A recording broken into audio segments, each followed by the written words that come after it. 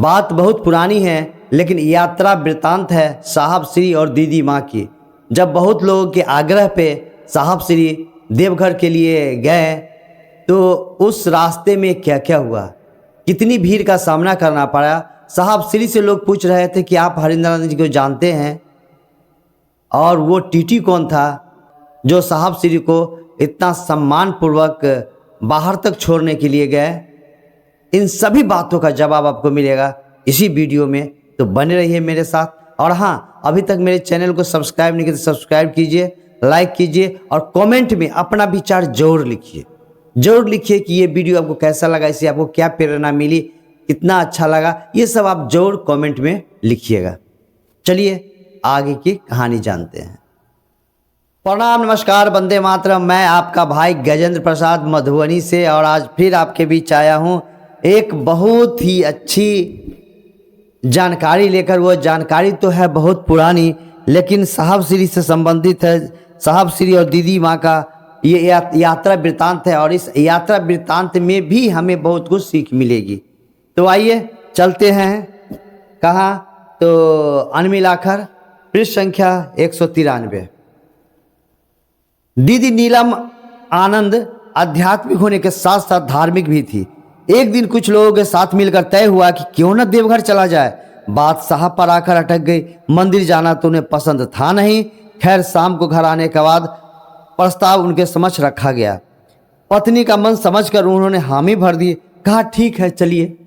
साहब श्री को मंदिर जाना बहुत ज़्यादा अच्छा नहीं लगता था, लेकिन दीदी माँ की सहमति थी, इसलिए साहब श्री भी अपनी सहमति दे दिए कि ठीक है चलिए। 3 दिनों की छुट्टी ले ली। 10-12 शिव शिष्यों की टोली बनी। ट्रेन से देवघर के लिए चले। देवघर ठहराव के 2 दिन बीत चुके थे। सभी मंदिर आते जाते रहे, लेकिन हरिंद्रानंद होटल के कमरे से बाहर नहीं गए। विश्व प्रसिद्ध बैद्यनाथ मंदिर के कामना शिवलिंग का दर्शन और पूजा अर्चना नीलम के साथ अन्य लोगों ने भी किया। अब पटना वापसी का दिन था। डॉक्टर शशिभूषण वर्मा, जो छपरा के थे और मनोविज्ञान के प्रोफेसर थे, मनोविज्ञान विभाग के अध्यक्ष रह चुके थे, कुछ खींच कर बोले, आप देवघर आए ही क्यों जब होटल के कमरे में ही रहना था। वर्मा जी उम्र में बहुत बड़े थे। साहब श्री से वर्मा जी उम्र में बहुत बड़े थे, और हरिंद्रानंद के श्मशान दौर के संगी भी। उन्होंने आराम से मुस्कुराते हुए कहा, साहब श्री आराम से मुस्कुराते हुए कहें, छोड़िए ना सर, आप लोगों ने तो दर्शन किया ही, मैं भीड़ में कहाँ जाता। नीलम भी कुछ नाराज थी, दीदी भी कुछ नाराज थी, नाराज सी दिख रही थी। अरे भाई, अपनों से अकेले में मिलना अच्छा लगता है। अपनों से अकेले में मिलना अच्छा लगता है। अपनों कौन? ध्यान दीजिएगा, अपने कौन? साहब श्री के अपने कौन? जिनसे अकेले मिलना उनको अच्छा लगता है। इसमें नाराज होने की कोई बात नहीं। सवेरा उतर चुका था। स्टेशन पर यात्रियों का उफान था। एक तो पूर्णिमा के दिन उस पर जयसीडी स्टेशन। पहले आवागमन का साधन बहुत कम था, ट्रेन से ही लोग आते जाते थे और देवघर बाबा को जल चढ़ाते थे। पूर्णिमा दिन या विशेष दिन बहुत ज़्यादा भीड़ होती थी ट्रेन में। पूर्णिमा का दिन उस पर जयसीडी स्टेशन, जयसीडी बैजनाथ धाम जाने के पहले एक मुख्य स्टेशन है। साहब के साथ शशिभूषण वर्मा भी स्टेशन पर खड़े थे। नीलम आनंद के प्रति इनकी विशेष आस्था थी। वे उम्र में काफ़ी छोटी थी, तब भी ये आदर से उन्हें नीलम जी कहा करते थे। आदर से दीदी माँ को नीलम जी कहते थे शशिभूषण वर्मा, जो प्रोफेसर साहब थे। चेहरे पर आए पसीने को पोंछते उन्होंने कहा, आपका अनुमान ठीक था, वाकई आज ज़्यादा भीड़ है हरिंदर जी। हाँ, आज पूर्णिमा है, हजारों लोग बैद्यनाथ धाम जलाभिषेक के लिए आते हैं। ट्रेन के आने में 20 मिनट देर है। चलिए तब तक पान खा लिया जाए। हो सकता है अभी जो गाड़ी आ रही है उससे कुछ लोग चले जाएं। ऐसा पराया होता है, भीड़ ज़्यादा होती है, और आपके ट्रेन आने से पहले कोई ट्रेन आती है तो उसमें ही बहुत सारे लोग निकल जाते हैं। अच्छा रहेगा, चलिए। भीड़ अगर ऐसी ही रही तो दूसरी गाड़ी से चला जाएगा, ऐसा क्या है। दोनों साथ बढ़े। फिर प्रोफेसर साहब को एक किताब की दुकान दिख गई। अब किताब की दुकान और प्रोफेसर एक दूसरे के सामने रहे और रूबरू न हो, ऐसा तो हो ही नहीं सकता है। उन्होंने कहा, आप पान खा कर आएँ, तब तक मैं मैगजीन देखता हूँ। हरिंद्रानंद पान खाने प्लेटफार्म से बाहर चले गए। पान खा लौटे तब तक शशिभूषण वर्मा बुक स्टॉल पर ही खड़े इंतजार कर रहे थे। दोनों पत्रिका लेकर उधर बढ़े जिधर नीलामानंद बच्चों को लेकर बैठी थी। सर सर सर, आपने अपनी कलाई में क्या पहन रखा है? एक परिचित सी आवाज आई कि सर सर, आप अपने कलाई में क्या पहन रखा है? हम लोग शिव के शिष्य हैं, उस नौजवान को बोला गया। हम लोग शिव के शिष्य हैं, वर्मा जी ने कहा। तब तो आप लोग हरिंद्रानंद जी को जानते होंगे। बताइए, सामने साहब है और वो नहीं जानते थे, इसलिए पूछे कि आप तो हरिंद्रानंद जी को जानते होंगे। हाँ जानता हूँ, पर आप कैसे जानते हैं? हम नहीं जानते और न ही उन्हें देखे हैं, लेकिन नाम बहुत सुने हैं। अच्छा, क्या सुना है? प्रोफेसर साहब बोले, अच्छा क्या सुना है? यही कि बड़े सिद्ध पुरुष है। नौजवान बोल रहे हैं, चमत्कारिक व्यक्तित्व है उनका। और क्या, आप जब उनको जानते हैं और महादेव के शिष्य भी हैं तो ये सब तो आपको पता ही होगा ना। नौजवान सवाल का जवाब दे रहे हैं, आप हरिंद्रानंद जी से मिलना चाहेंगे? प्रोफेसर वर्मा उनका परिचय कराने के लिए बढ़े ही थे कि इनका यानी साहब श्री का इशारा समझकर रुक गए। ईश्वर साहब ने ही इशारा करते हुए कहा, देखिए वहां हरिंद्रानंद जी की पत्नी नीलामानंद बेंच पर बच्चों के साथ बैठी है, जाकर मिल लीजिए। देखिए साहब श्री की महानता, अपना परिचय नहीं दे रहे हैं, वो दीदी और गुरु भाई बहन का परिचय देकर के बढ़ा रहे हैं। ऐसे हम लोग होते तो कहते मैं ही हूँ। यही तो साहब की बड़प्पन है, यही तो महानता है, यही तो हम लोग को सीखना चाहिए। आप लोग रहने वाले कहाँ के हैं? वर्मा जी ने पूछा। हम सभी लखीसराय के रहने वाले हैं।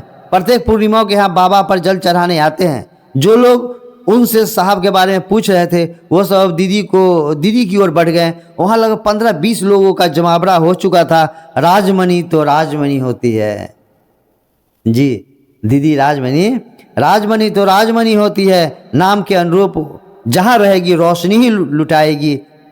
उन अपरिचितों को परिचित बनाने में उन्हें जरा भी समय नहीं लगा। कोई पानी ला रहा था, कोई बच्चों को बिस्कुट दे रहा है। हाँ, इसी बीच ये जोर हो गया कि हरिंद्रानंद का परिचय उन लोगों को प्राप्त हो चुका था। 2-4 कदम की दूरी थी। परिचय प्रणाम और स्नेह के लेन देन में बदल गया। साहब श्री हो वहाँ, दीदी माँ हो और साहब का परिचय लोगों से नहीं हो, ऐसा तो हो ही नहीं सकता। साहब श्री से भी वो लोग मिल लिए, परिचय भी हो गया। साहब ने पूछा, कैसे जाएंगे इतनी भीड़ में? जवाब आया, हम लोग हैं ना मदद में। सर आप दीदी जी और बच्चों के साथ यही रुकिए, सब हो जाएगा। सूचना हो चुकी है, ट्रेन आने वाली है। कुछ गुरुवाने भी थी सुखचाते हुए। एक ने कहा, दीदी हम लोगों को भी कुछ बताइए ना। क्या बताऊं, बोलिए। दीदी माँ बोली, क्या बताऊं, बोलिए। कुछ भी, जैसे चर्चा। साहब तो अंतर्यामी है, सब कुछ जान लेते हैं। बगल में बैठे हरिंद्र ने हंस दिए। यह आपको किस बेवकूफ ने बता दिया कि मैं अंतर्यामी हूँ? अंतर्यामी तो एकमात्र वही है जिसका मैं शिष्य हूँ। आपको कुछ पूछना है तो बोलिए। नहीं सर, आपके दर्शन हो गए, अब क्या जानना समझना है, यही काफ़ी है। महादेव ने जिसे स्वयं चुना है उससे क्या पूछना। जो भी प्रश्न थे वे आपके दर्शन से ही उत्तरित हो गए। गाड़ी किउल आ चुकी थी। किउल और लखीसराय के बीच एक पुल का फासला है। लोगों में पांव छूने की होड़ लग गई। मना करने के बावजूद लोग मानने वाले नहीं थे। प्रतिष्ठा के तिरस्कार से व्यक्तित्व की मर्यादा और बढ़ जाती है। प्रतिष्ठा के तिरस्कार से व्यक्तित्व की मर्यादा और बढ़ जाती है। सामने से गाड़ी लखीसराय स्टेशन पर रुकी। स्थानीय यात्री ट्रेन से उतर गए। लोग सफ़र करते हैं जीवन के इन्हीं संघर्षों के बीच। सभी को नियति से निर्धारित मंजिल ही मिल पाती है। जो नियति निर्धारित करती है वही मंजिल मिल पाती है। सभी की अपनी कहानी है। सांसारिक सुखों की परिधि में हम दीर्घकालिक योजनाओं की परिकल्पना और उसके कार्यान्वयन में जगत की अपनी अल्पकालिक यात्रा भूल जाते हैं। शिष्यानुभूति में भी लगभग इसी तरह का लाइन है। अपनों की चिंता हमें सताती है लेकिन अपनी यात्रा विस्मृत हो जाती है। यही स्थिति यही है कि हम भोग को भोगते नहीं अपितु स्वयं ही भुक्त हो जाते हैं।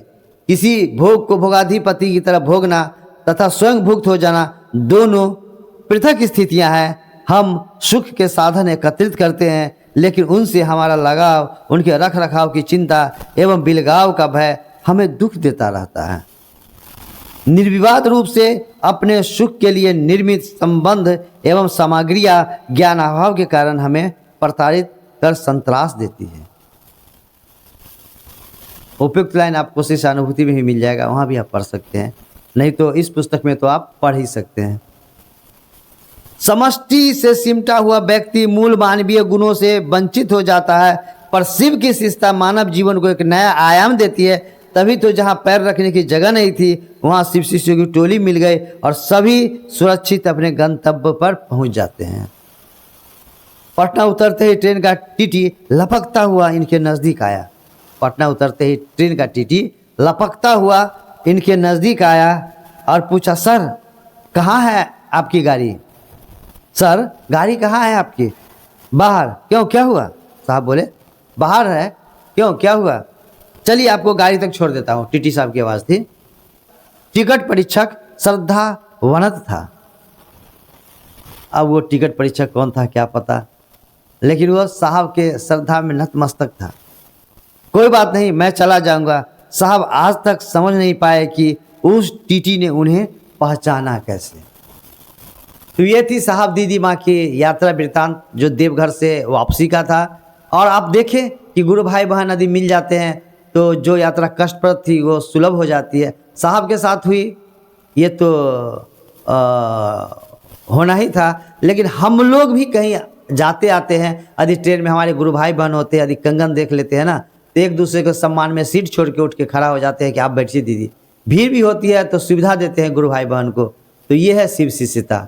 तो हम सभी साहब की बात मानकर जन जन को बतावे कि शिव मेरे गुरु हैं, और जन जन शिव को गुरु मान लेंगे, सभी शिव को गुरु मान लेंगे, तो कल्याण की भावना होगी, अकल्याणकारी बात ही नहीं होगी। और हम सभी परमात्मा के सच्चे और अच्छे शिष्य बनकर इस दुनिया को बहुत ही खूबसूरत बना सकते हैं, बहुत ही अच्छा बना सकते हैं।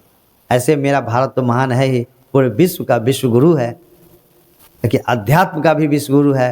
लेकिन आज के परिवेश में जो मानवों में कमी आ गई है वो दूर होगी, तो बस साहब श्री के विचारों पे चलकर। फिर मिलते हैं किसी अन्य वीडियो में, तब तक आप सभी को प्रणाम, नमस्कार, वंदे मातरम।